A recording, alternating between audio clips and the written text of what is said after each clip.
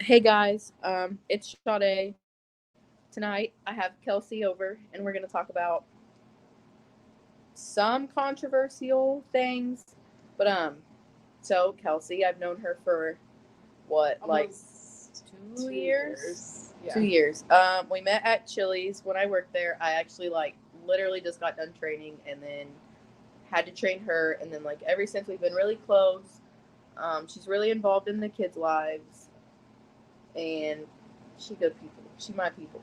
But so, getting on tonight's topic, we've debated topics and we decided we're talking about when is the right time. It don't necessarily have to be just one thing, but when you think to yourself, when is the right time? We about to show you tonight. All right, so Something that I want to talk about is how people are so quick, like, to be so judgmental about things that are going on in your life. Like, getting engaged, having babies, stuff like that. Like, I don't think there's ever a right time to do anything. college is a big one. Parents expect oh well, when you graduate high school, you have to go to college. That's just what you do. And I don't know. To me, I feel like you should do stuff on your own time. But another, what you said, getting engaged, that's a huge one because what is when you think about getting married, getting engaged, what is the perfect vision of the expectations that people have? Because I don't understand how you're going to wait 1 to 3 years to date somebody and then get engaged, and then another 1 or 2 years to get married, and then after you get married 2 or 3 years to have kids, and that's socially acceptable. But what if you know, like, after a few months, like, this is the person I want to be with, like, I love them, they may make me mad, whatever, but we click so well. And then what if you've just found your person and you don't want to wait? I feel like when you have that time frame of, oh, this is you have to wait, you meet someone in high school, like your high school sweetheart, and then from there, your parents are like, oh well, you guys need to wait to start doing this until you're out of my house, which is what, 18, 17, 18. And then there's oh well, you've got to go to college and you got to finish college before, I feel like they're telling you you've got to, do meet these expectations before you can start living your life. And I think once you're a conscious adult, so I consider that 18, you can make your own decisions. Whether that's to have babies, get married, start a new job, go to the military, college, whatever. Sometimes I don't understand why people feel the need to make comments per se. Like, why does somebody else's life and what they're doing like affect you? Like, how does that affect you to the point where you're talking about it and you're judging and casting, you know, oh well, I wouldn't do that. My daughter would never do that. Or that's my son would never do that. Like, shit like that. It's not worth it. no. And then so the having kids thing, obviously I didn't fit that memo. I was a kind of a teen mom. I got pregnant at 18, had Ashton at 19, and then I have 4 children now. So I when I would go into a church, I think we went to a few churches when I was little, that it was oh, if you have a child out of wedlock, you're not welcome here. I'm sorry that, I joined the military and a lot of stuff happened, and then, I decided to have kids. No, it wasn't planned, but would I take them back? No, because that's made my life the way it is. But then I see people that I went to school with on my Facebook, Instagram, Snapchat, don't have any kids, they went to college, they have a great job, and it's not. I think the right time for everyone is at different times. There's no age, there's no time limit. Like instance, we can get on the topic of Andrew and Howie because that's a huge Exactly. one. Your situation, you met him, you guys have been together for quite a while. About over 6 months. So when I met Andrew, I had just got out of a really toxic, not so nice relationship with a man that I thought I loved. Like, he was what I thought I wanted. Turns out everyone has a farce. So everyone plays two sides, Yep. good and bad, and some people just don't have a good side. It's like an act. Yep. And I won't speak too much on that because we've moved on and so much time has passed since then. But when I met Andrew, I was in a really hard place because I had all my shit destroyed. I had, been like emotionally just fucking drained from it all. You had a mental low, like, from what happened. And when I met Andrew, I was just up front. I was like, look, this is what happened. I'm still recovering. I'm not ready for a relationship. And we clicked instantly. He was a gentleman. He was so sweet. He was soft spoken. He never pried for anything. Like, Open the doors for you. I remember you telling me that. Yes. I remember you said that one day. You're like, he opened so the door. handsome. He was like the big, muscular, like lumberjack that I loved. And we went to Mexican, which is my favorite. He paid the bill. What Mexican? The one in Yorktown. Ooh, that's fire. And I think it was the weekend of New Year's, and I had plans with somebody. And they fell through. Yep. And I was like, I really think, like, I was texting my friends, I was like, I really think, like, he's the one for me. Like, he's really nice. We talked for like 5 hours our first date. Yeah, because you called me and you're like, I just got off the phone with him, and you're like, it went so well, and you're telling me about the stuff that happened. And I was like, am I crazy if I tell him to turn around? Because he went to school in Angola. And he turned around for me. See, and that's when I knew, like, it.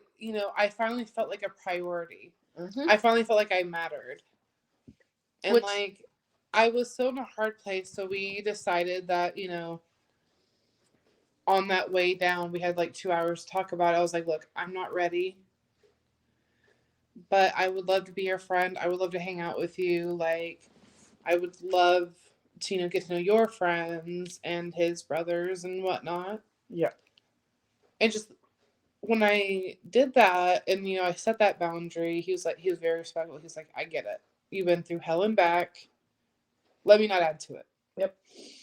So I fell in love with him that weekend. We kissed when the ball dropped.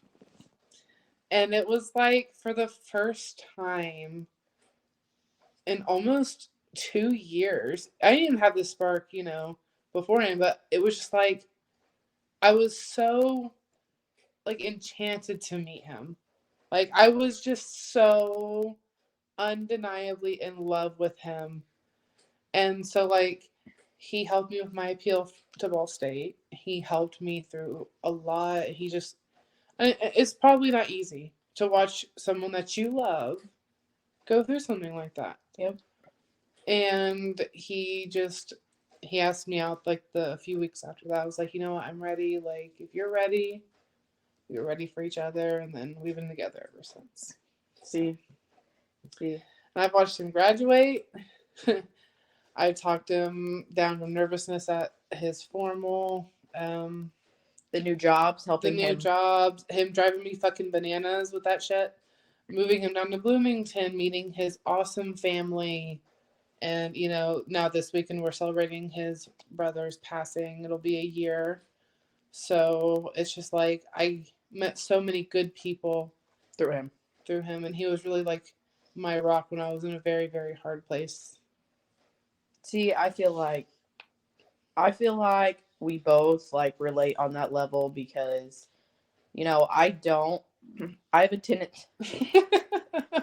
I have a tendency of pushing people away. I'm very good at that. And when I see that someone's starting to show interest in me, I'm like, next. Like, I don't really I've been let down and hurt in the past. Like, being so young, I experienced things that other people never experienced, like good, bad, ugly. And then, everything that's happened in these past 2 years, been through some shit. And, going on to my relationship, like I said, we can relate on a lot of levels because, so, Howie. Howard William Loggins III. That shit fries me. No, but, so, we got to talking. I told you about him when we first started talking. That was when you were still pregnant with Izzy. Yep. At the time, and then he was like, Yeah, I was 7 months pregnant, and like, I see it. I maybe don't see it from the full stance of him, but I was pregnant with another person's child. Like, obviously, everyone knows that, but um, it's really hard to date when you're pregnant because no one wants that job. No one wants a girl that has a baby, let alone 4 fucking kids. Like, it's just a really substantial, Jesus is nasty, a holy crap. substantial, like, I don't know, it's looked down upon. So then, like, we talked the first time, things didn't go as well. He's active duties and he lives 5 hours away. So he was just super busy. And with us being new to the talking and relationship thing, like, we ended it for 2, 3 weeks. And then he texted me on Mother's Day and was like, Happy Mother's Day. And then, hope you have a good day or something like that. And, I thought about it. And then he called me. And I texted him, okay, Izzy. And I texted him and was like, thanks. And then I called him back because, like, I ignored his first call because I was like, I don't know if he's on weird shit or what. But then I called him back. And ever since that day, we've been talking. Father's Day is when he asked me to be his girlfriend. So, yeah, that's crazy. He's literally like, what? Father's Day's in Feb. When the fuck is Father's Day? April. April, I Yeah. think. April 18th because she's born the 19th. I don't know. I don't know. I don't know. Because, like, I know our anniversary is one day before her birthday. Like, because it's 18th and 19th, but we got together, like, I think Izzy was born April 19th 19th. on my dad's birthday. Oh. 11:37 p.m. because it was 13 minutes away from being a 420 baby. She was. God damn it. But and then we have struggled because of the distance. Like, 1 and 2 hours is hard, but like having someone whole ass active duty army, like 5 hours that's away, harder. It's like, it sucks. But then the thing where they say if you want something to work, you'll make it work. And I don't know. We've seen each other the past 3 weekends. Like, he's made 2 trips down here. I made a trip down there with Izzy. But like with him, it seems like everything is good. Like, everything is going how it seems to be. Yeah. And like talking about, moving on with other things, not anything to do with having another child, but like talking about marriage, talk about moving in together, like going back to the when the time is right. Like, I wasn't looking for him,